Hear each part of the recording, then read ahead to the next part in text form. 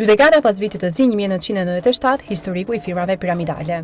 Ajo që ndodhi në 6 muajt e vitit famkeq 1997, por që faktikisht nisi qysh më 6 nëntor të vitit 1996, nuk ishte rastësi, por pasojë e rënies së firmave piramidale. Viti tragjik 1997 erdhi si pasojë e falimentimit të rreth 25 firmave piramidale, të cilat u zhvatën shqiptarëve afro 1.2 miliard dollar. Ka mjaftuar kjo katastrofë sociale financiare me pasoja të rënda që populli i përfshirë me depozita në këto firma të rebeloj kundër pushtetit duke humbur kontrollin e duke shkatruar gjithçka.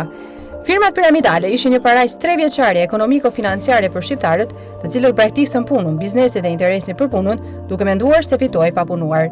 Mbyllja e firmave piramidale krijoi kaosin deri me hapje të depove ushtarake dhe armatosjen e popullit, duke precipituar situata në plaçkitje e luftë civile mes shqiptarësh.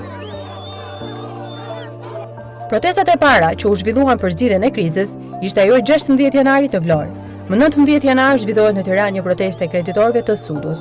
Më 24 janar filloi de facto rebelimi. Me mira banor të Lushtjes spartalloi forcat e policisë dhe djekin bashkinë e qytetit.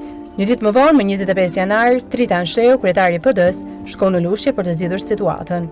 Pas mbërritjes së atij ai kapet rrobë, mbahet për disa orë peng në stadiumin e qytetit. Ndryrja e frymës së re të Partisë Demokratike shpëtoi vendin nga një atentat me pasoja të rënda. Ndërkohë gjatë pasdites në qytet u plaçkit, shkatruan dhe doqët institucionet të tjera. Më 26 janar digjet Bashkia e Vlorës, kurse më 27 janar digjet Bashkia e Peshkopis. Protestat në fillim ishin ekonomike, por më pas ato u drejtuan kundër qeverisë dhe kundër presidentit Sali Berisha, sidomos në qytetin e Vlorës. Më 4 shkurt fillon shpërndarja një pjesë të parave të humbura. Shpërndarja e tyre në sportelet e Bankës Kombëtare Tregtare e zotruar nga shteti. Krijoi efektin e rënies së firmave të tjera, pasi njerëzit filluan të besonin se parat i kishin mbledhur qeveria. Më 5 shkurt 1997 falimenton firma Gjallica, ndërsa më 6 shkurt 1997 rifillojnë protestat e lundshme në Vlorë. Më 9 shkurt 1997 në Vlorë sulmohet komisariati i policisë, ndërsa një ditë më vonë, po në Vlorë, 50 efektiv të forcave sociale sulmohen dhe shpartallohen barbarisht. Ditët në vazhdim ishin tragjike për Vlorën dhe më pas për krejt jugun e vendit. Marsi 1997, plaga e jetës shqiptare. Muaji mars 1997 do mbetet në historinë e Shqipërisë si muaji i tragjedisë më të rëndë të vendit, përveç faktin që gjatë këtij muaji në vitin 1997, Shqipëria dhe shqiptarët përjetuan dramën e tyre më të madhe njerëzore dhe ekonomike. Ndërsa u dogji gjithë vendi prej rebelimit popullor për shkak të piramidave mashtruese financiare të ndërtuara prej pushtetit të Sali Berishës, u vran afro 3.000 shqiptar. E gjithë kjo tragjedi e madhe ekonomike e njerëzore që plakosi vendin, pati si piknisje dhe nxitjet piramidat mashtruese qeveritare, por vazhdoi përqendrimit absurd e shmendarak të ish presidentit Sali Berisha, i cili pranoi të largohej nga superpushteti i tij absolut, edhe pse populli po vitej dhe Shqipëria po digjej. Revolta popullore nisi në Vlorë dhe përfshiu të gjithë vendin, aq sa shteti era për tokë, ndërsa populli u fut në luftë civile, duke mbetur jashtë kontrollit të shtetit. Pushteti Berisha veproi dhunshëm mbi popullin, duke arritur deri në atë pikë sa vërsuli dhe avionët luftarak kundër tij. Me një ligj parlamenti, Berisha pasi u veçpall president për herë të dytë në gjendje lufte, dekretoi si general të ushtrisë, të policisë e të gjithë komandës së vendit, ish shefin e SHIK, shërbëtorin e tij kriminal, Bashkim Gazidede. Nën komandën e tij, SHIK, ushtria dhe policia e degraduar dhe e shkrehur e pushtetit Berisha, nisi luftën kundër shqiptarëve dhe kërkoi largimin e Sali Berishës nga pushteti dhe bandës së tij qeveritare dhe shtetërore, e cila e çoi vendin në luftë civile dhe në zjarr duke bërë shkrum e hi. Lëvizja popullore kundër piramidave. Lëvizja popullore kundër pushtetësundimit piramidal të Sali Berishës e krijoi bazën e saj të rebelimit antiqeveritar në jug të vendit, konkretisht në rrethet Tepelen, Vlorë, Gjirokastër, Sarand, Delvim, Përmet. Në 180 ditët e kaosit dhe tmerrit që përfshiu këtë zonë dhe gjithë vendin, në muajt janar qershor 1997, pushteti nxiti dhunën policore ushtarake kundër popullit të rebeluar prej piramidave, ndërsa shteti humbi kontrollin në çdo qelisë të funksionit të tij. Askush nuk e mendonte se pas 6 vitesh pushtet absolut të Sali Berishës, deri me kontroll mbi çerdhet e fëmijëve, Shqipëria do të gjendej përballë një lufte civile mes shqiptarësh, të ndarë gjatë rebelimit në transhe politike me objektiva mbarpopullor antipushtet të Sali Berishës. Shqiptarët nuk e kishin menduar në asnjë moment se paratë e tyre të pastra do të shtukeshin prej bankierëve të rinj të pushtetit, të Sudës dhe Xhaferit. Ishte një çmenduri popullore, e cila pati një fund tragjik që tashmë e dim të gjithë.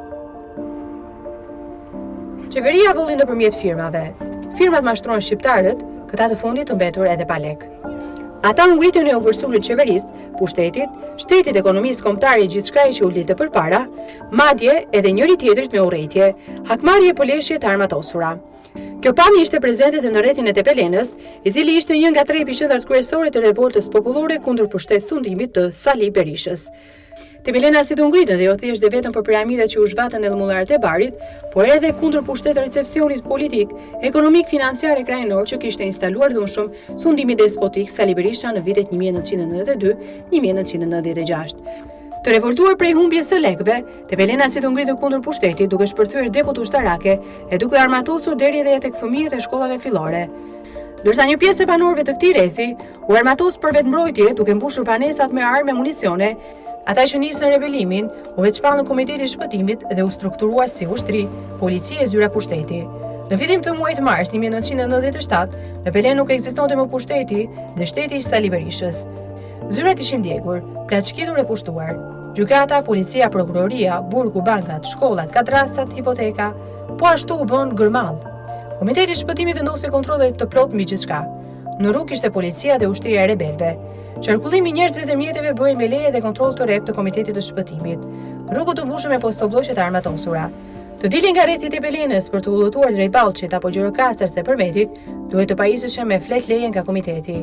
Shtabet qendrore të Komitetit të Shpëtimit në mungesë të shtetit emërohen shefa komisariati, kryeprokuror, drejtor burgjesh, kryetar komunash e bashkie, drejtor shkolle, komandant, repartesh ushtarake, të gjithë nga njerëzit e komiteteve.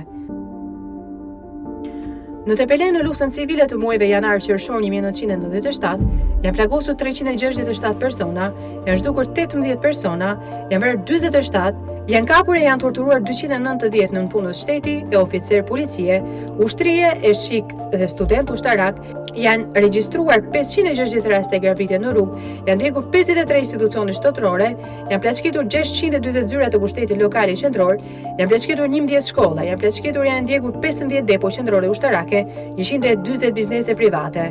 Rezultati, Tepelena u bë shkronvehi, qindra familje përjetuan humbjen e të afërmeve të tyre, si pasojë e hakmarrjes politike dhe luftës civile. Profili i firmave piramidale shqiptare në pushteti Berisha. Firma Sudja. Kjo firmë u krijuar më 29 mars 1993 nga Maksuda Kadëna, një rome që kishte punuar në fabrikën e këpucëve. Kjo firmë ekzistoi në gjysmë ilegaliteti deri në vitin 1996, kur 2 javë para zgjedhjeve u regjistrua tek e njëjta gjykatë dhe gjyqtare ku regjistrua Xhaferi dhe populli. Loja e parë mashtruese e Sudes, e quajtur fitoria, është pranuar si iniciativë personale raport Xhaferit. Suda nuk kishte llogari bankare, prandaj me falimentimin e saj humbën edhe paratë e futura aty. E çuditshme është se kur u arrestua Sudja, u gjet duke ngrënë bukë me gjisë në një apartament të shkatëruar. Falimentimi i saj nxiti disa protesta në Tiranë, ku ishte edhe zona e saj e veprimit. Firma Vetha. Firma piramidale Vetha Holding ishte firma kryesore piramidale. Ajo u krijua në 29 mars të vitit 1994 nga Bebi Ali Muça dhe ushtri në të gjithë vendin. Vetha investoi në fusha të ndryshme të ekonomisë, si hotele, karburante, dyqane dhe fabrika. I njohur është atentati me bombë disa javë para zgjedhjeve të 26 maj 1996 tek supermarketi Veha në qendër të Tiranës. Ajo falimentoi në vitin 1998, ndërsa presidenti i saj përfundoi në burg. Firma Gjallica. Firma Gjallica u krijua nga 3 ish efektiv të sigurimit të shtetit me origjinë nga Kuksi. Gjallica e kishte qendrën e saj në Vlorë dhe presidenti i kësaj firme ishte Shesmie Kadria. Firma falimentoi më 29 mars të vitit 1997, duke nxitur protestat e dhunshme në Vlorë, që më pas u kthye në rebelim kundër qeverisë Berisha, që i lejoi dhe i legalizoi këto firma piramidale. Firma Demokracia Popullore Xhaferi. Kjo firmë u krijua në vitin 1995 dhe filloi të shtinte veprimtarinë e saj në fshatat e Lushnjës, Fierit dhe Beratit. Zyrtarisht ai ishte një fondacion, por që në fakt u bë një nga firmat më të ashpra piramidale të vendit. Drejtuesi i saj, Rapur Xhaferi, u arrestuar më 22 janar të vitit 1997, gjë që nxiti demonstrata të dhunshme të 24-25 janarit në Lushnjë. Firma Populli. Kjo firmë u krijua më 30 mars 1996 dhe ushtri në të njëjtat zona si edhe firma Xhaferi. Presidenti i saj ishte Bashkim Driza, i agenti i sigurimit të shtetit. Ai bashkëpunoi thellësisht me partitë politike shqiptare Majtas dhe Djathtas, duke financuar fushatat dhe gazetat e tyre. Gjatë razërimit të vitit 97, ai u largua me helikopter drejt Amerikës. Për të updetuar për lajmet e fundit, bëni subscribe kanalin e Real News Albania.